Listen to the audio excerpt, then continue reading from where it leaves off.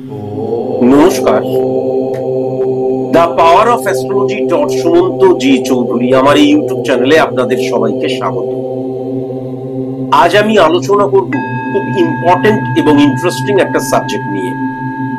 তা হচ্ছে পূর্বজন্মে কি এমন কার্য করলে এই জন্মে আমার কার্য হয় বেশ্যাবৃত্তি। পূর্বজন্মে কি এমন কার্য করলে এই জন্মে আমি বেশ্যা হতে পারি। আমি পূর্বেও বলেছি, আবারও বলছি, বেশ্যা কথার অর্থ হচ্ছে দশ মহাবিদ্যায় যিনি পণ্ডিত। আবার বেশ্যা বলতে আমরা সো কল্ড প্রস্টিটিউটকেও বুঝি। এই দুটো বেশ্যার মধ্যে কিন্তু অনেক পার্থক্য রয়েছে।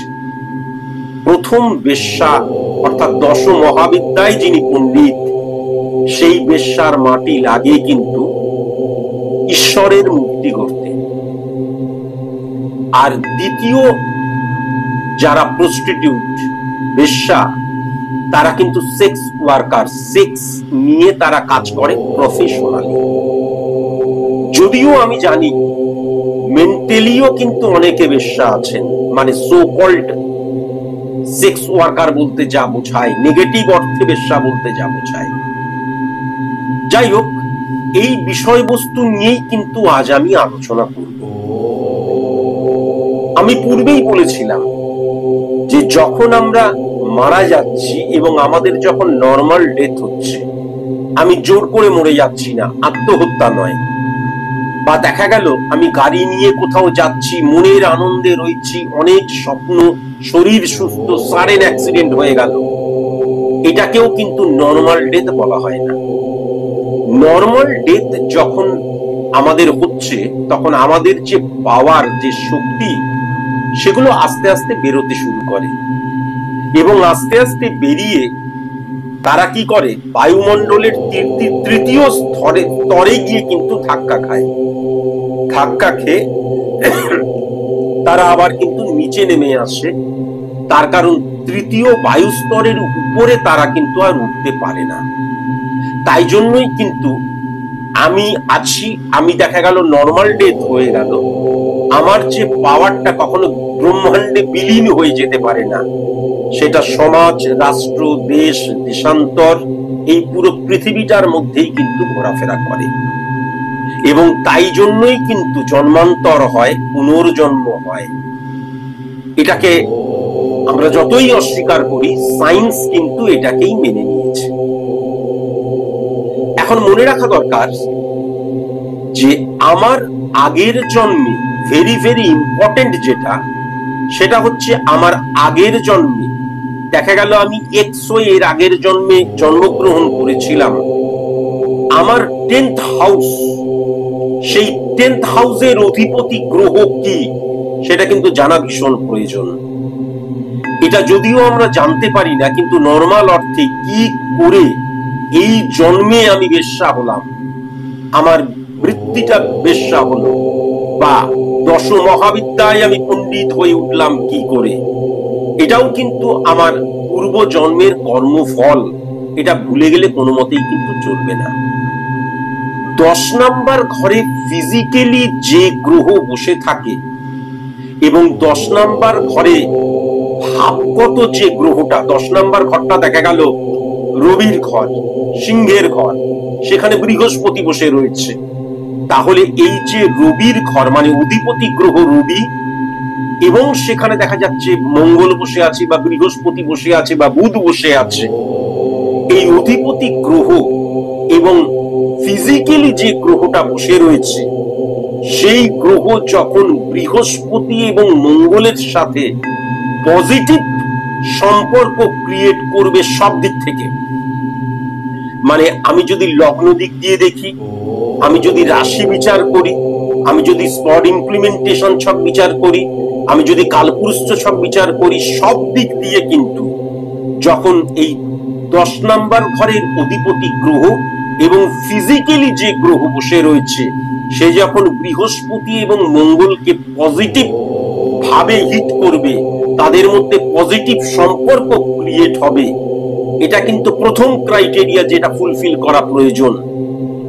এর সাথে এই যে 10 নাম্বার ঘরের অধিপতি গ্রহ এবং 10 নাম্বার ঘরে ফিজিক্যালি যে গ্রহটা বসে রয়েছে, সে বৃহস্পতি এবং মঙ্গলের সাথে সুসম্পর্ক করলেই কিন্তু কেবল চলবে না। এই যে 10 নাম্বার ঘরের যে ফিজিক্যালি বা অধিপতি গ্রহ এবং বৃহস্পতি মঙ্গল, এদের কানেকশনের সাথে যদি কেতু পজিটিভ হয়ে যায়, অর্থাৎ কেতু যদি বৃহস্পতি, কেতু যদি মঙ্গলকে এবং কেতু যদি 10 নাম্বার ঘরের অধিপতি গ্রহ এবং ফিজিক্যালি যে গ্রহ বসে রয়েছে সবার সাথে সুসম্পর্ক ক্রিয়েট করে। তার কারণ আমি বহুবার বলেছি, কেতু এমন একটি ক্যালকুলেটিভ প্ল্যানেট, রাহুও তাই। এই কেতু কিন্তু ছায়া গ্রহ বলা হয়।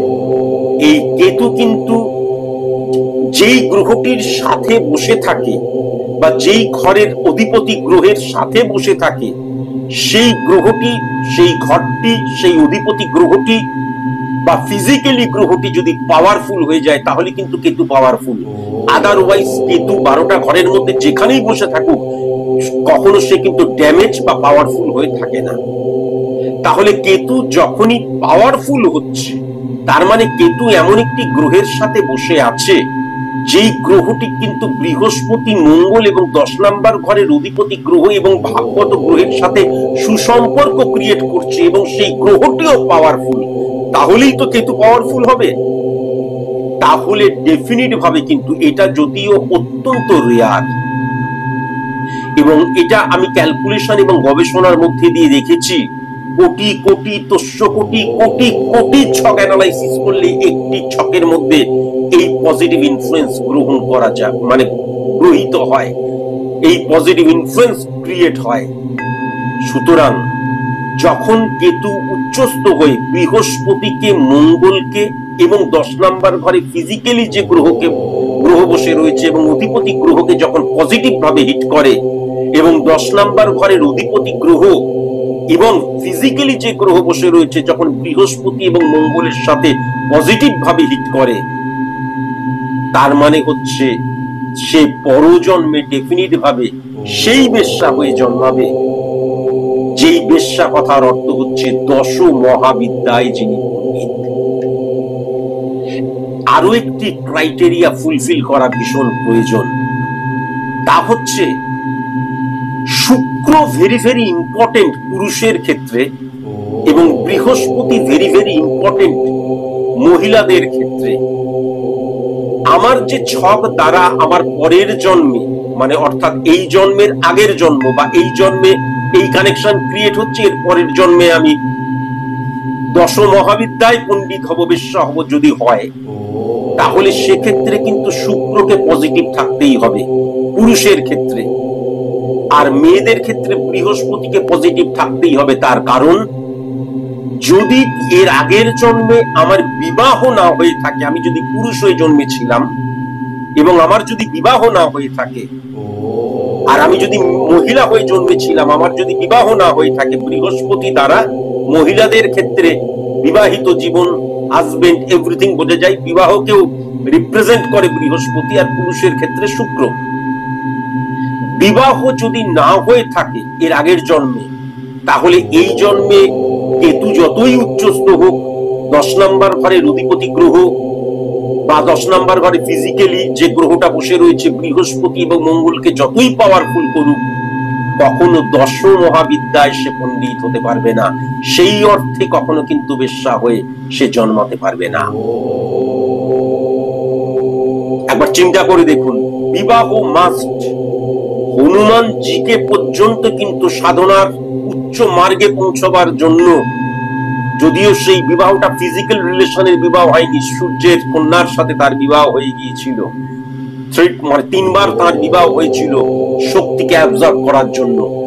অবিবাহিত পুরুষ কখনো কোনোভাবেই কিন্তু বেশ্যা হতে পারে না তারপরের জন্মে। 10 মহাবিদ্যায় সে পণ্ডিত হতে পারে না, তার কারণ সে কিন্তু অসম্পূর্ণ। আপনারা সবাই হাসছেন নিশ্চয়ই আমার দিকে তাকিয়ে, তার মানে আমি কোনোদিন 10 মহাবিদ্যায় পণ্ডিত হতে পারবো না, তাই তো? এবার 10 নাম্বার ঘরের অধিপতি গ্রহ এবং 10 নাম্বার ঘরে ফিজিক্যালি গ্রহ বৃহস্পতি এবং মঙ্গলকে পজিটিভ ভাবে হিট করলো, কিন্তু কেতু যদি নেগেটিভ হয়ে যায় তাহলে কিন্তু আমি সেক্স ওয়ার্কার হয়ে মানে সেক্স ওয়ার্কার আমার প্রফেশন হবে এর পরের জন্মে, এটা তখনই লিখে দেওয়া যায়। আপনি যদি এই জন্মেই ক্যালকুলেশন করেন তাহলে এই ক্যালকুলেশনের দ্বারা এটা কিন্তু রেয়ার নয়, এটা একেবারে কোটি কোটি তস্য কোটিতে একটা করে তা নয়। এবং সবচেয়ে বড় কথা যেটা শুনে আপনাদের ভীষণ রাগ হবে, ক্রোধ হবে, আমি গবেষণার মধ্যে দিয়ে দেখেছি যে প্রায় বলতে গেলে মানে ওই 500টা 1000টা ছক বিশ্লেষণের পরেই কিন্তু একটা করে এই ভাইব্রেশন ক্রিয়েট হয়, এই সংযোগ ক্রিয়েট হয় যে 10 নাম্বার ঘরে ফিজিক্যালি গ্রহ এবং 10 নাম্বার ঘরের ভাবগত গ্রহ মঙ্গল এবং বৃহস্পতিকে কিন্তু পজিটিভ ভাবে হিট করছে, কেতু কিন্তু নিচস্থ। এই যখনই এই যে রিলেশনটা ক্রিয়েট হলো তখনই কিন্তু তার মানে এর পরের জন্মে সে সেই প্রস্টিটিউট হয়ে জন্মাবে যেই প্রস্টিটিউটের অর্থ সেক্স ওয়ার্কার। এবং গবেষণার মধ্যে দিয়ে দেখা গেছে, ভীষণ শুনতে খারাপ লাগলেও আমরা যে এত মানুষ, আমাদের এত মানুষের মধ্যে আমরা কিন্তু প্রায় 500,000 জন ছেড়ে ছেড়ে যদি দেখা যায় 500,000 জন বাদ দিয়ে আমরা কিন্তু প্রস্টিটিউট, সেটা আমরা ফিজিক্যালি বা প্রফেশনাল ইমপ্লিমেন্টেশনের মধ্যে দিয়ে প্রস্টিটিউট ঘোষণা করছি, অথবা দেখা যাচ্ছে একদম ঘরের মধ্যে সতী হয়ে আছে। এটা পুরুষ নারী উভয়ের ক্ষেত্রেই বলছি। ঘরের মধ্যে একদম কিচ্ছু বুঝি না, কিচ্ছু জানি না, অথচ আমার পুরো মানে অ্যাপ্লিকেশনটা ইমপ্লিমেন্টেশনটা কিন্তু বেশ্যাবৃত্তি। বা অনেক ক্ষেত্রে দেখা গেছে তারা প্রফেশনাল কাজে কিন্তু আলটিমেট নামটা হয়তো ট্যাগটা হয়তো আলাদা হচ্ছে, ভেতরে তারা ওই বেশ্যাবৃত্তি করছে। আজকের দিনে 2024 গবেষণার মধ্যে দিয়ে এটা লক্ষ্য করা গেছে। ভুড়ি ভুড়ি আপনি যদি মানে একদম ইন্ডিকেট করেন এ তো প্রস্টিটিউট মানে সেক্স ওয়ার্কার, তাহলে মনে রাখবেন তার আরো অন্তত কিছু না হোক অন্তত 30 ডবল বেশি আমাদের ঘরে ঘরে কিন্তু সেক্স ওয়ার্কার তৈরি হচ্ছে। বাচ্চা বাচ্চা ছেলে মেয়ে থেকে পুরুষ নারী একদম উভয়ের ক্ষেত্রে কিন্তু এই যে মানে প্রস্টিটিউশনের মনোবৃত্তি বা তারা কোনো না কোনো ভাবে কিন্তু এর সাথে যুক্ত হয়ে যাচ্ছে, অথচ বাইরে হয়তো প্রকাশিত সত্য হচ্ছে না। তাই আমরা শুধু আঙ্গুল তুলে বলছি ওই দেখ যে দাঁড়িয়ে রয়েছে ব্রিজের নিচে, এরকম এরকম করে ডাকছে, তা নয়। বোঝাতে পারলাম? কিন্তু মনে রাখা দরকার, আমি বারবার ধরে বলছি, এই যে বেশ্যার আসল সত্য যেটা, দশ মহাবিদ্যায় পণ্ডিত যদি হতে হয় তাহলে কিন্তু শুক্র এবং বৃহস্পতির অবস্থান মাস্ট পজিটিভ হওয়া প্রয়োজন। অর্থাৎ বিবাহিত জীবন মানে 6 মাসের বিবাহিত জীবনকে জীবন বলে না, 1 বছরের বিবাহিত জীবনকে জীবন বলে না। বিবাহকে একটা ইনস্টিটিউশন বলা হয়। তাই বিবাহ বলতে যেটা বোঝায় সেটা যদি না হয় তাহলে কোনো মতেই কিন্তু সে 10 মহাবিদ্যায় পণ্ডিত হতে পারবে না, কোনো মতেই কিন্তু হতে পারবে না। মনে রাখা দরকার যে আমার পূর্ব জন্মের 11th হাউস কর্মফলের জায়গা, সফলতাকে ত্বরান্বিত করার জায়গা। এই জন্মে আমার 5th হাউস হয়ে কিন্তু আসে সফলতার জায়গা এবং সন্তানের জায়গা। সুতরাং আমার পূর্ব জন্মের কর্মফল দেখা গেল যে আমি একটা লুচ্চারমি করছি, অসভ্যতামি করছি, কেউ জানতে পারছে না, মানুষকে ঠকাচ্ছি এবং ভুড়ি ভুড়ি সফলতা অর্জন করলাম, কর্মফলটা দারুণ হয়ে রয়েছে, তার ব্যাড ইম্প্যাক্ট সেই জন্মে কিন্তু আমি পাবো না। তার পরের জন্মে সন্তানের জায়গায় এবং সফলতার জায়গায় নেগেটিভ ভাবে সেটা কিন্তু হিট করবে। এই কথাগুলো শুনবেন এবং নিজের জীবনকে আজ থেকেই কিন্তু পরিবর্তন করবেন। কেমন? 8 নাম্বার ঘর ভেরি ভেরি ইম্পর্টেন্ট। এর আগের জন্মে 8 নাম্বার ঘরটা যদি নেগেটিভ হয়ে থাকে তাহলে এই জন্মে নেগেটিভ হয়ে যদি থাকে এবং যদি আগের যে ক্যালকুলেশনটা বললাম সেটা যদি মেলে তাহলে সেক্ষেত্রে কিন্তু কেতু উচ্চস্থ হলেও আমি কখনো দশম মহাবিদ্যায় পণ্ডিত হতে পারবো না। তার কারণ 8 নাম্বার ঘরটা যদি নেগেটিভ হয়ে থাকে, বিশেষ করে নিচস্থ রবি যদি 8 নাম্বার ঘরে থাকে, দেখা গেল 8 নাম্বার ঘরটা শনির ঘর হচ্ছে, শনি নিচস্থ এবং 8 নাম্বার ঘরটাতে রবি বসে আছে, তাহলে রবি নিচস্থ হয়ে গেল। দেখা গেল বৃহস্পতির ঘর 8 নাম্বার ঘরটা হচ্ছে, সেখানে রবি বসে আছে, তার মানে রবি নিচস্থ নয়, রবি উচ্চস্থ। মঙ্গলের ঘরটা 8 নাম্বার ঘর, সেখানে রবি বসে আছে, তাহলে রবি অন্তত উচ্চস্থ। তাহলে রবি যদি কখনো 8 নাম্বার ঘরে নিচস্থ হয়, তাহলে সে কামুক হবেই। সেটা কিন্তু এর আগের জন্মেও, এই জন্মেও, প্রতি জন্মেও ক্যালকুলেশনটা। কিন্তু এর আগের জন্মে যদি 8 নাম্বার ঘরে নিচস্থ রবি বসে থাকে, যদি আমি কামুক হয়ে থাকি, তাহলে কোনো মতেই কিন্তু এই জন্মে আমার যতই গ্রহের অবস্থান পজিটিভ হোক বা আমার দশম মহাবিদ্যায় পাণ্ডিত্য অর্জন করার মতন ছক ক্রিয়েট হোক, আমি কোনো মতেই কিন্তু তার সুফল পাবো না। আর মানে অর্ধেকটাও সুফল পাবো না, বা সুফল পেলেও সেটাকে আমি হারাবো।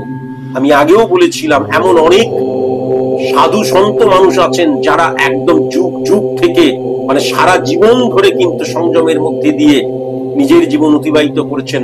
একদম শেষ জীবনে কিন্তু দেখা গেল অপোজিট সেক্স দ্বারা এমন প্রভাবিত হলেন এবং এমন ভুল কাজ করলেন যে তাদের পুরো সাধনা, তাদের পুরো সৃষ্টিশীলতাটা একদম ডিক্রিজ হয়ে গেল। হয় তার কারণ এর আগের জন্মে তার নিশ্চয়ই 8 হাউসে নিচস্থ রবি ছিল।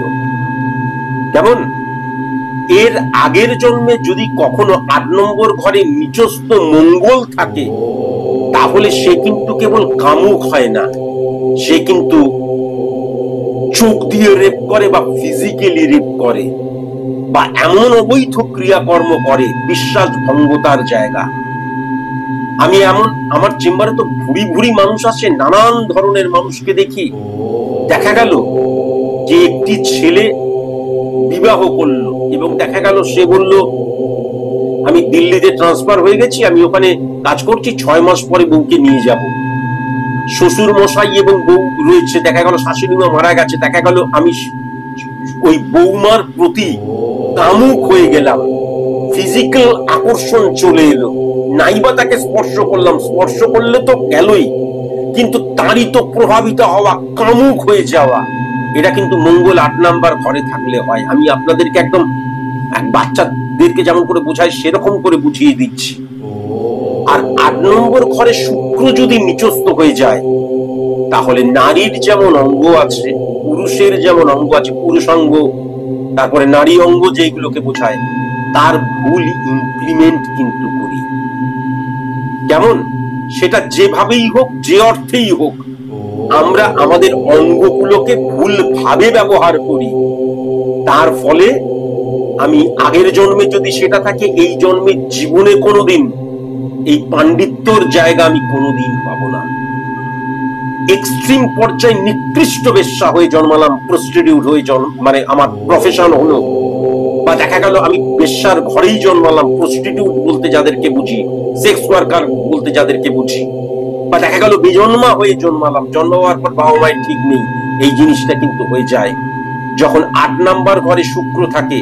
এবং দেখা যাচ্ছে আমি একজন মহিলা, আমার যে মহিলার অঙ্গ যেগুলো কিন্তু সাইন্টিফিক ওয়েতে সৃষ্টি করা হয়েছিল, আমার মানে কি বলবো, আমাদের যে জীবন চক্র এবং আমার সন্তানকে লালিত পালিত সমৃদ্ধ করার জন্য, সেটাকে আমি বিক্রি করলাম, সেটাকে আমি মানুষকে প্রলুব্ধ করলাম অপোজিট সেক্সকে। বা দেখা গেল একটি ছেলে, সে তার যে পুরুষাঙ্গ সেটিকে অনিয়ন্ত্রিত, অনিয়মিত এবং ভুল জায়গায় ইমপ্লিমেন্ট করলো, তাহলে তার পরের জন্মে কিন্তু তার মারাত্মক পতন হয়েই জন্মাবে। এটা কিন্তু ডেফিনিট ভাবে বলা যায়।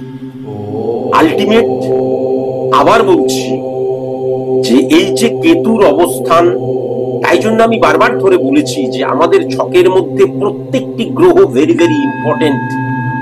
এবং আমরা মনে করি যে মানে গ্রহের মতন, তা নয়।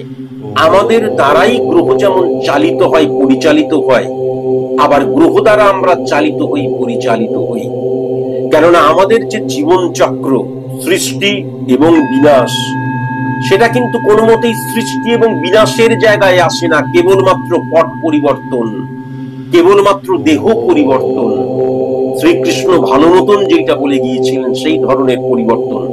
আলটিমেট আমাদের যে কর্ম, আমাদের যে ধর্ম, আমাদের যে দৃষ্টিভঙ্গি, আমাদের যে ব্রহ্ম ব্যবহার, আমরা মুখ দিয়ে যে কথাটা বলছি তার যে ব্যবহার, এবং সবচেয়ে বড় কথা যেভাবে মানুষকে দেখছি তার উপর কিন্তু নির্ভর করে আমার পরজন্ম। এবং শুধু সেক্ষেত্রে সেই জায়গায় আমাকেই নির্দেশ করে না, আমার সন্তানের জায়গাটাকেও নির্দেশ করে, আমার জীবনে কিভাবে আমি বেড়ে উঠবো সেই জায়গাটাকেও নির্দেশ করে, আমার আঙ্গিককে নির্দেশ করে, ক্ষেত্রকে নির্দেশ করে, আমার সফলতাকে নির্দেশ করে।